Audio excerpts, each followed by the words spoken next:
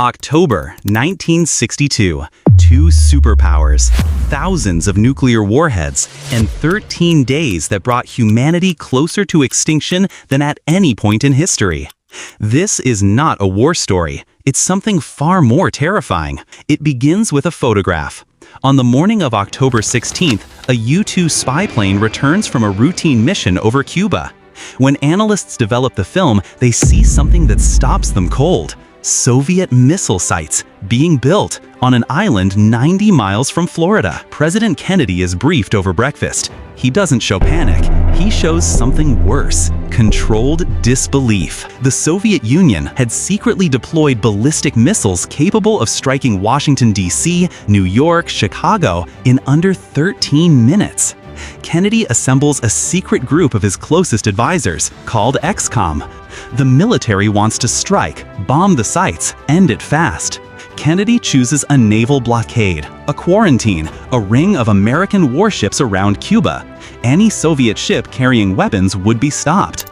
On October 22nd, he goes on national television.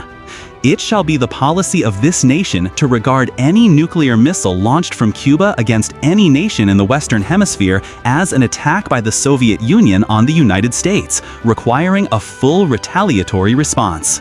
In living rooms across America, families watch and understand this is real. Soviet ships continue steaming toward the blockade line.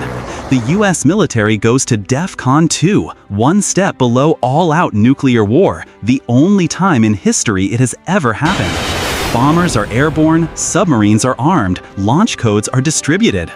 On October 27th, an American destroyer begins dropping depth charges on a Soviet submarine lurking near the blockade.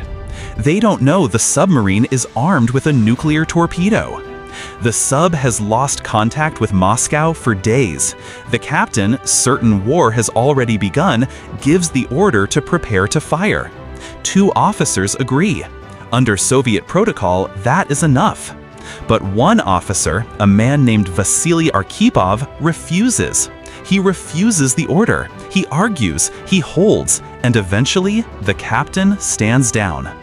A single person in a metal tube at the bottom of the ocean with no communication to the outside world chose to not fire, and in doing so may have saved every city on Earth.